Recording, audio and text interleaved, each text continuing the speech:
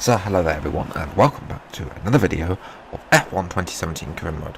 Today we are doing episode number 37, season 2, round 19 for the Brazilian Grand Prix from Interlagos. As you can see on screen, I'm just playing about with the strategy to see what really happens, what really we can do with it. But if you missed the previous episode of this in Mexico, I recommend you go and check that out. It was a very crucial, it was more of a swing for me, that race, and also because of what happened in turn 1 on that race. So go and check that out if you have not seen it yet. But yes, as we get ready for 5 red lights and go qualified P3 here today. But as we get off the lights, it's a terrible start. Hamilton and Ricciardo both going past. Vettel wants to join in the action as well, but we're going to block him. And Ricciardo is going to get squeezed here by the looks of it. Let's get a replay. They go 3 wide, we squeeze Vettel. Alonso's getting squeezed behind us, good qualifying from the McLaren driver. And we are down to P5. But we are going to try and make that P4 with a move on Daniel Ricciardo now. And down the inside we go, and there we go. It goes a little bit wide. Ricciardo comes back to us actually on the exit, but then he gets bits of squeezing of Ricciardo, and he eventually gives us the position, and we move back up into P4. Raikkonen now going to go down the inside of Kimi. Have a look, but no, Kimi keeps his cool and retains P3, which is annoying. But nevertheless, it's not going to play too much into the championship standings. Talking of them, let's have a look. Currently, I would have it as it stands. If the race finishes right now, I would have a lead of 10 points going into Abu Dhabi. Not much considering the fact that it's 25 for a win. 10 points is the difference between third and first place. So I would have to get second because Raikkonen has the inferior victories over me. So more work needs to be done in the second half of these stages. But moving away from our little race, this is what happened to Sergio Perez, the man who finished second, had a very good race in Mexico at his home, and lucky not to get the victory, and has been unfortunate here in Brazil by retiring. And Hamilton, well, after getting ahead of Bottas, made short work of, getting ahead of Raikkonen, he got made short work of Bottas, and now leads the race after qualifying P5. So Raikkonen is now very close to Bottas, but is still too far away. Bottas is doing enough to keep Raikkonen ahead for now. Wonder if Bottas did an extra couple of laps on those tyres to keep him ahead. But moving up to lap 8, Bottas has come into the pits. It means that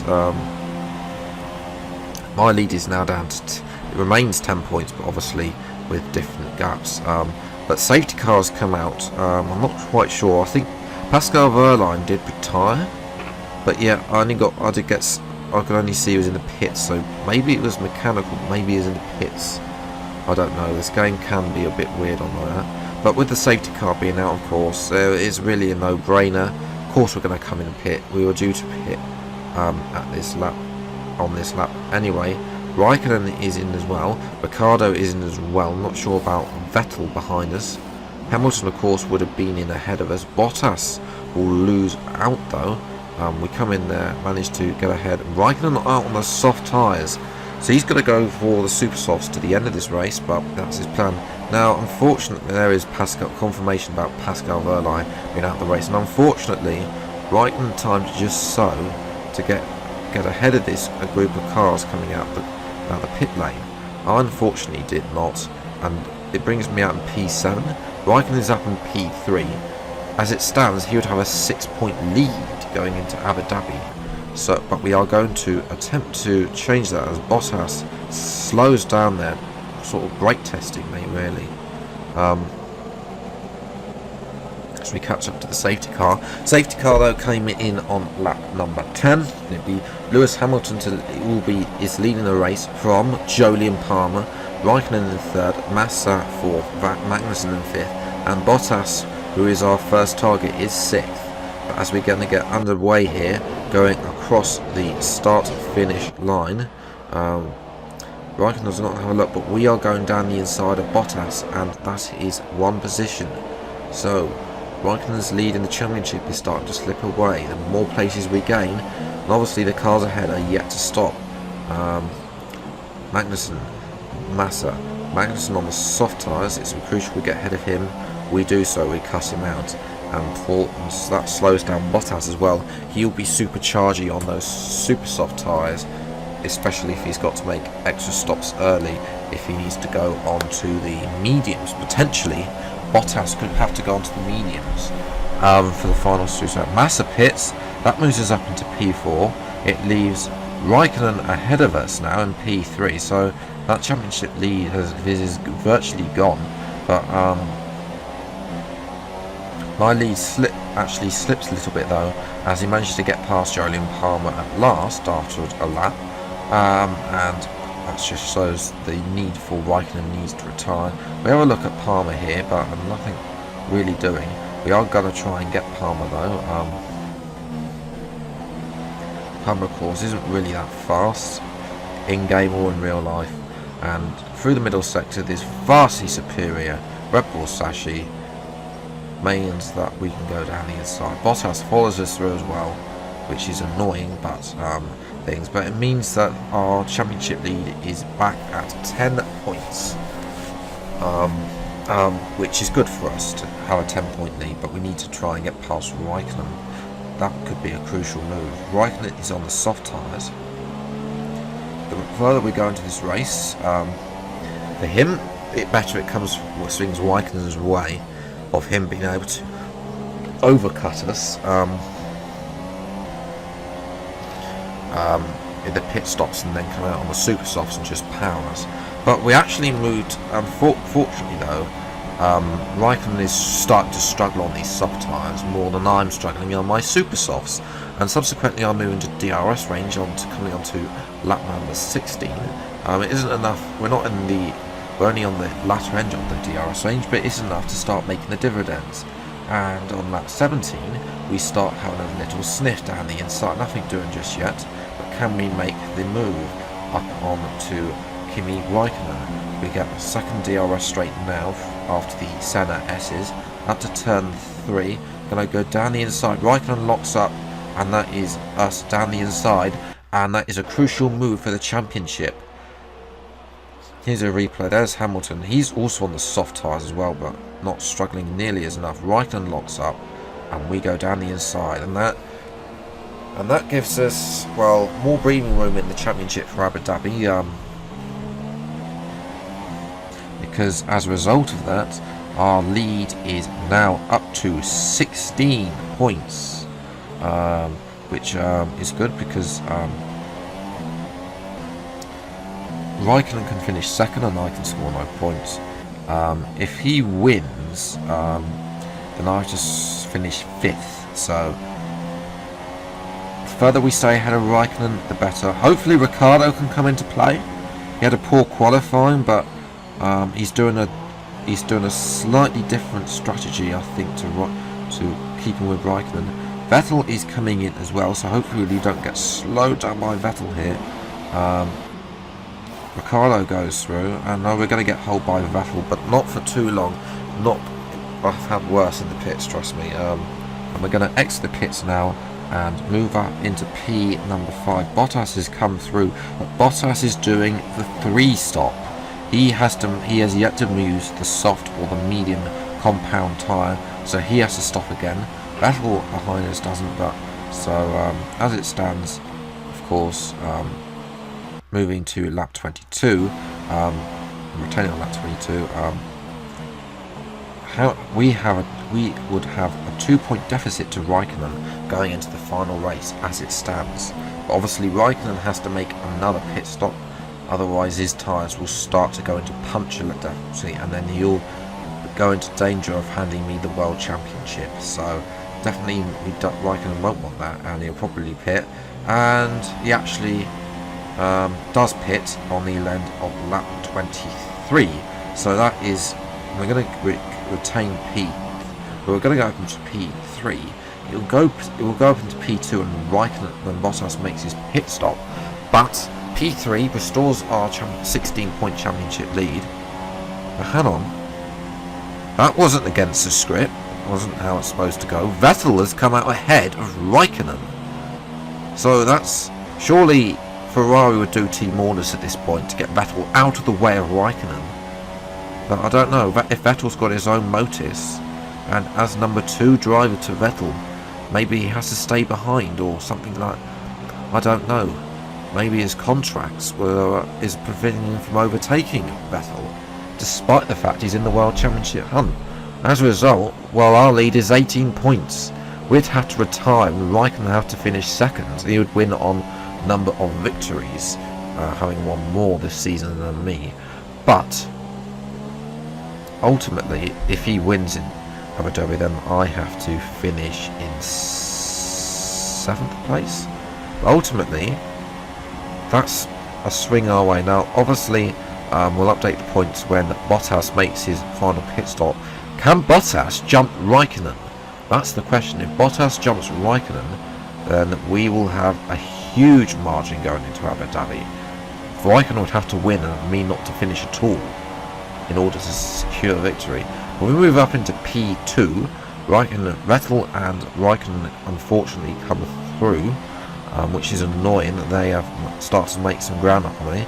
But as it stands, I have now a 19-point lead, which means that Raikkonen has to win, and I would have to finish. I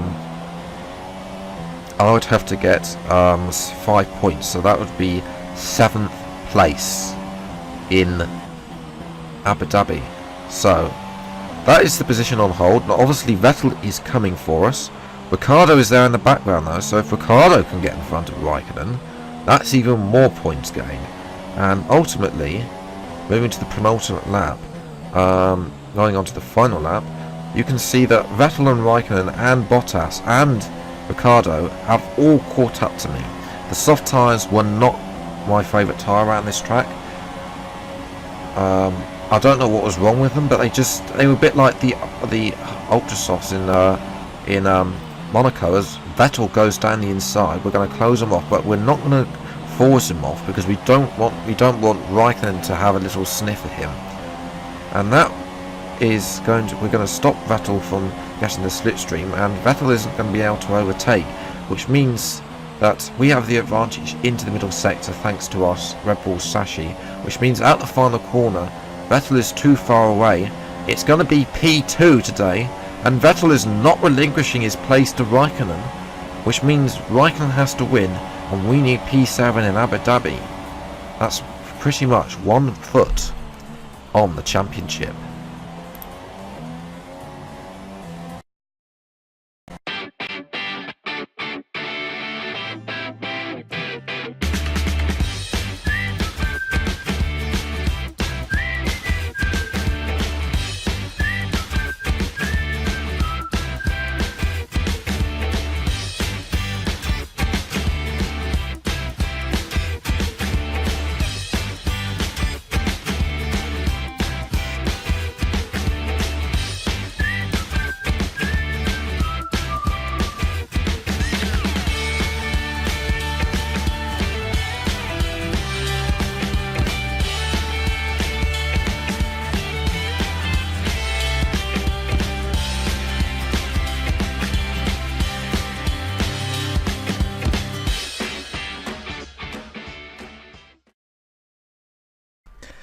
So P2, 1 hold on the championship, as I just said.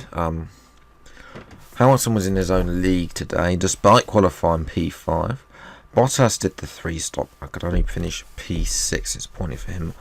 Palmer tried the 1 stop, but it didn't really work out for him. He was the only really one to do that. Alonso got points as well. So McLaren are coming eventually, but by the time they do actually come. In terms of the standings, it is 19 points. Everybody else, of course, ruled themselves out in Mexico, so it is just myself against Raikkonen, which will be the deciding in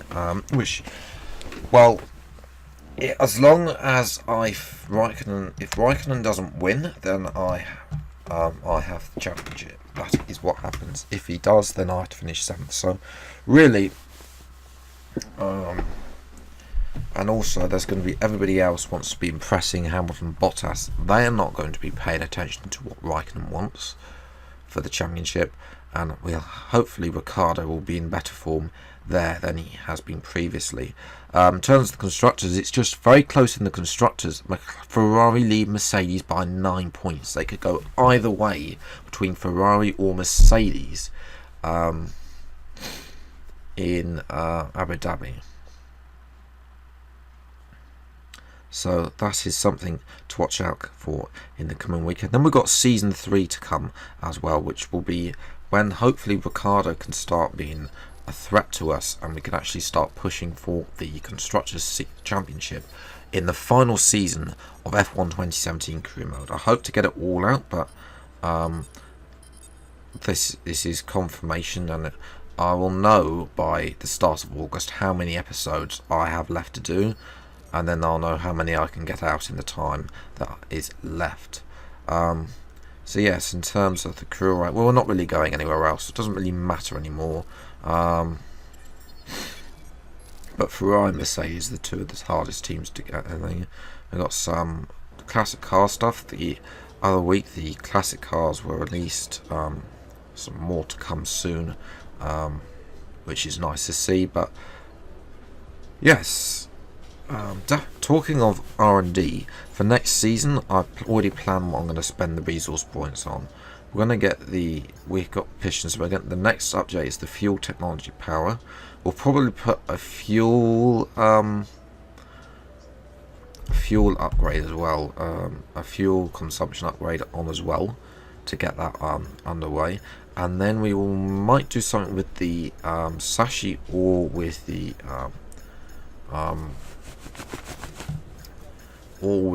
Aero. I prefer to do something with the Aero. The Aero's in a worse shape than the Sashi, but